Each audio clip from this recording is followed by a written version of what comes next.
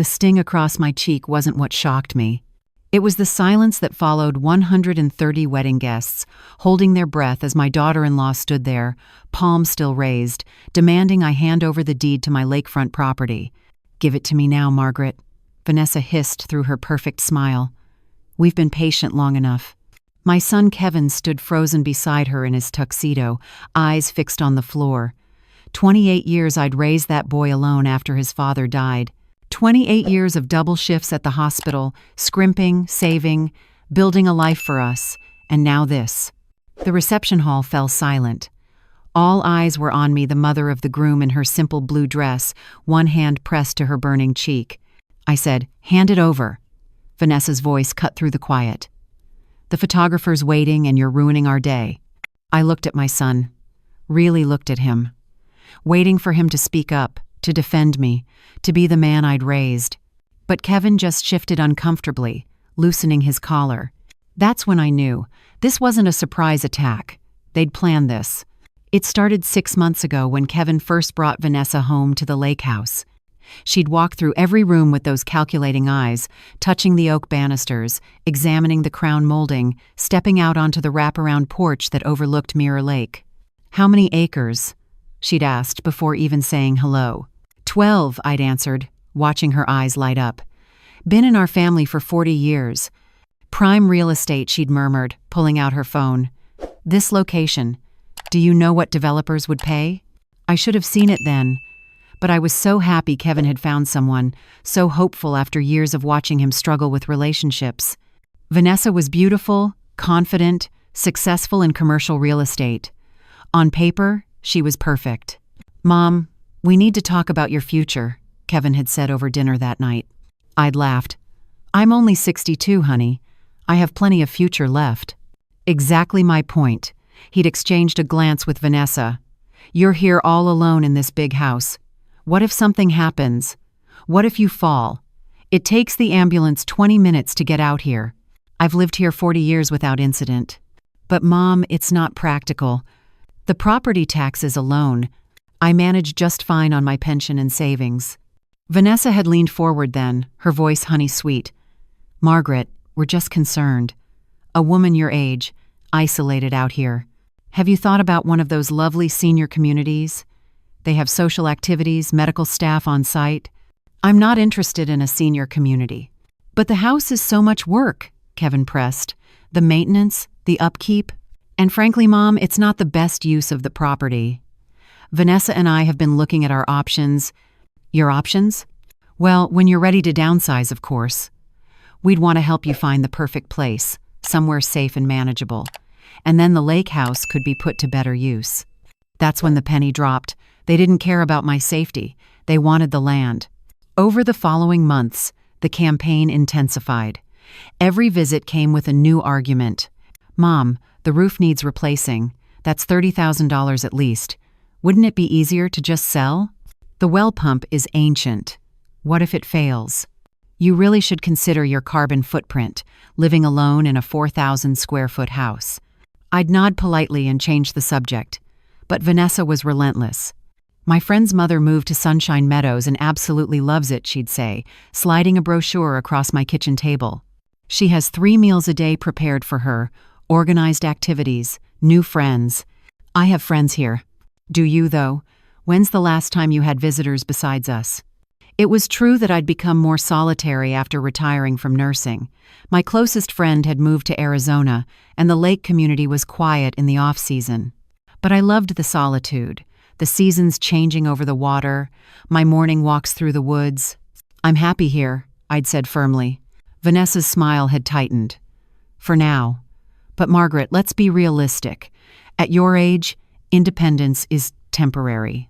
The subtle digs continued, comments about my outdated furniture, my old-fashioned way of living, my stubbornness about modernizing. Kevin would jump in to support her, his loyalty clearly transferred. I started keeping a journal, documenting every conversation. Something told me I'd need evidence. The engagement announcement came on Christmas Eve. They'd gathered everyone at the lake house, extended family, neighbors, old friends. Kevin made the toast, Vanessa showed off her enormous ring, and everyone applauded. Then Vanessa cleared her throat. We have another announcement. We'd love to have the wedding here, at the lake house. It's such a beautiful setting." Before I could respond, Kevin added, "And Mom, we've been thinking, after the wedding, since Vanessa and I will be starting our life together, maybe it's time to discuss transitioning the property." Transitioning. Such a clean word for theft. "This house isn't for sale," I'd said quietly. "We're not talking about selling to strangers, Mom. We're talking about keeping it in the family. Vanessa and I could take over the property, handle the responsibilities, and you could move somewhere more appropriate for your stage of life."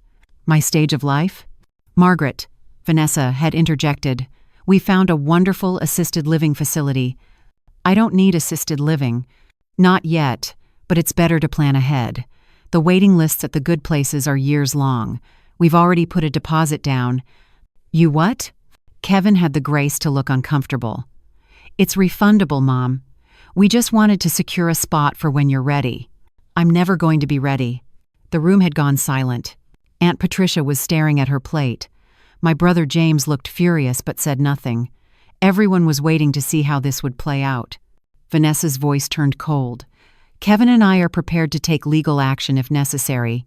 We've consulted with an attorney about elder care laws and property management. If you're deemed unable to adequately maintain the property or make sound decisions..." "Are you threatening me? In my own home? On Christmas?" "We're trying to help you face reality. You're not getting younger, and this house is too much for you. One way or another, something needs to change." That's when I excused myself, went to my bedroom, and called my lawyer. The next 4 months were a careful dance. I agreed to let them have the wedding at the lake house, mainly because I needed time to prepare. While Vanessa planned her lavish ceremony on my property, I was planning something else entirely. I contacted Sarah Chen, the lawyer who'd helped me with my husband's estate 40 years ago. Now in her 70s herself, she'd retired from her firm but still took select cases. "They're trying to force you out?" she'd asked, fury in her voice. I explained everything. The pressure, the threats, the deposit at the assisted living facility without my knowledge or consent. "Margaret, the house is solely in your name, correct?" "Yes. My husband left it to me outright." "And you're of sound mind, managing your own affairs?" "Perfectly sound. I balance my checkbook to the penny, take no medications except vitamins, and I can recite the periodic table if you need proof." Sarah had laughed. "I believe you. But let's make it official. I'm arranging for you to undergo a comprehensive cognitive assessment. We'll have documentation that you're fully competent. Then we're going to set up an ironclad estate plan that will make it impossible for them to manipulate you or contest your wishes." Over the next 3 months, I worked with Sarah's firm. The cognitive assessment confirmed what I already knew. I was sharp as ever.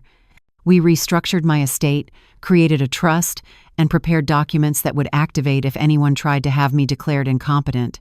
But that wasn't all. Sarah helped me do something else, something I'd been considering since my husband died but never had the courage to pursue. I started a foundation, the Lakefront Wildlife Foundation, dedicated to preserving natural habitats and providing environmental education. The lake house and all 12 acres would become its headquarters and educational center. When I died, the entire property would be protected in perpetuity. No development, no subdividing, no commercial use. Kevin and Vanessa would inherit nothing but memories of their greed. The wedding day arrived. Vanessa had spared no expense: white tents on the lawn, thousands of flowers, a string quartet, a 7-tier cake. All of it paid for by her parents, though she tried to convince me to contribute from my savings. I wore a simple blue dress and pearl earrings my husband had given me. I looked at myself in the mirror that morning and barely recognized the woman staring back. Not because I looked different, but because I felt different, stronger, done with being pushed around. The ceremony was beautiful, I'll admit. Kevin looked handsome, Vanessa stunning in her designer gown. They exchanged vows under the oak tree where my husband and I had married 4 decades ago. I kept my emotions in check, smiling politely, playing the role of the proud mother. Then came the reception. The speeches, the first dance, the cake cutting. I sat at my designated table, not the family table I noticed, but off to the side. A subtle message about my diminishing importance. That's when Vanessa approached, Kevin trailing behind her. Margaret, we need to talk. Now. I set down my fork. It's your reception, dear. Shouldn't you be dancing? We can dance after you sign these. She dropped a folder on the table. I opened it. Deed transfer documents. A sale agreement for the property to Kevin and Vanessa for the sum of $1. And an admission form for Riverside Assisted Living, with my signature line highlighted. What is this? It's time to stop playing games. Kevin and I have been more than patient. We've planned this wedding here as a courtesy to you. One last chance to enjoy the property before you move on. Move on? To the next phase of your life. We've arranged for movers to come next week. Your room at Riverside is ready to an Oliver's. You've lost your mind. Kevin finally spoke. Mom, please. Don't make this harder than it has to be. We're doing this for your own good. My own good? You're stealing my home. We're not stealing anything, Vanessa snapped. We're taking responsibility for property you can no longer manage. Sign the papers, Margaret. The party's waiting, and we need to cut the groom's cake. That's when she made her mistake. She reached for the papers, trying to force a pen into my hand, and when I pulled away, she grabbed my wrist. Sign the papers. Let go of me. Not until you stop being selfish and do what's right for this family. I stood up, trying to free myself. We were making a scene now. Guests were staring. Vanessa, release me right now. Sign them? She twisted my wrist, pain shooting up my arm, and that's when I raised my voice. I said, let go. The crack of her palm across my cheek echoed through the tent. Silence. Complete, absolute silence. Vanessa stood there, chest heaving, her perfect makeup starting to run. Kevin looked horrified but didn't move to help me, and 130 wedding guests stared in shock at the bride who'd just assaulted the groom's mother. I touched my burning cheek and made my decision. Everyone, may I have your attention, please? My voice carried across the tent. I apologize for the disruption, but I think you all deserve to know what's really happening here. Margaret, don't you dare, Vanessa started. For the past 6 months, my son and his new wife have been pressuring me to sign over my home. They've threatened legal action, made deposits at assisted living facilities without my knowledge, and fabricated concerns about my mental competence, all because they want this property. Gasps rippled through the crowd. Mom, that's not Kevin tried. Kevin, I raised you better than this. I worked double shifts for years to give you opportunities. I never remarried because I wanted to focus on being your mother. And this is how you repay me? By conspiring to steal my home? By standing silent while your wife assaults me at your wedding? Vanessa's face had gone from red to white. These are lies. She's senile, confused. I underwent a complete cognitive assessment 3 weeks ago. Dr. Patricia Morrison at University Hospital confirmed I have the mental acuity of someone half my age. I have the documentation if anyone would like to see it. I pulled out my phone and projected the assessment results onto the screen they'd set up for the wedding slideshow. Perfect cognitive function. No signs of dementia or impairment. Furthermore, I've established the Lakefront Wildlife Foundation. This property, all 12 acres, will become an environmental education center. When I die, it will be protected forever. No development, no sale, no transfer to greedy family members. The crowd erupted in whispers. I saw Vanessa's parents looking mortified. Kevin's face had gone gray. The foundation is already operational. I've hired a board of directors, secured funding, and designated the first educational programs. Children from local schools will visit to learn about ecology and conservation. The house will become a nature center, and it will happen whether I'm alive or dead, because the trust is irrevocable. You can't do this, Vanessa shrieked. Kevin is your son. You owe him. I owe him love, which I've given freely his entire life. I owe him the education I provided, the home I maintained, the sacrifices I made. But I don't owe him my independence or my property. I turned to the crowd. I'm sorry to ruin this celebration, but I think honesty is important. My son chose to marry someone who values real estate over relationships. That's his choice. But I choose to protect the legacy my husband and I built. Then I walked out of my own lake house for the last time as its sole owner. Not because I was being forced out, but because the foundation was already moving in. The aftermath was swift and ugly. Vanessa's family was mortified. They had no idea what she'd been planning. They actually apologized to me and covered the cost of the reception as a gesture of goodwill. Kevin tried to call, to explain, to reconcile, but his excuses rang hollow. The foundation launched within weeks. I moved into the caretaker's cottage on the property, small, cozy, perfect for my needs. The main house was transformed into the education center, with classrooms, labs, and dormitories for visiting student groups. I led my first nature walk 3 months after the wedding. 25 third graders from the local elementary school, wide-eyed and curious, learning about the ecosystem I'd protected. That's when I knew I'd made the right choice. Kevin and Vanessa divorced within a year. Turns out she'd been lying about her own finances. She was drowning in debt from maintaining her luxury lifestyle and had seen my property as her way out. When that plan failed, she moved on to someone else. My son came to see me eventually, shamefaced and humble. We talked for hours on the cottage porch, watching the sunset over the lake. I was so stupid, Mom. You were manipulated. But you also chose to prioritize money over me. I know. I don't expect you to forgive me. I already have, Kevin. But forgiveness doesn't mean forgetting, or giving you what you wanted. I understand. The foundation is. It's beautiful, Mom. What you've created here. Your father would be proud. He would. And he'd be ashamed of me. We sat in silence for a while. Then Kevin asked, "Can I help? With the foundation? I'm good with technology. I could set up better systems for the education programs."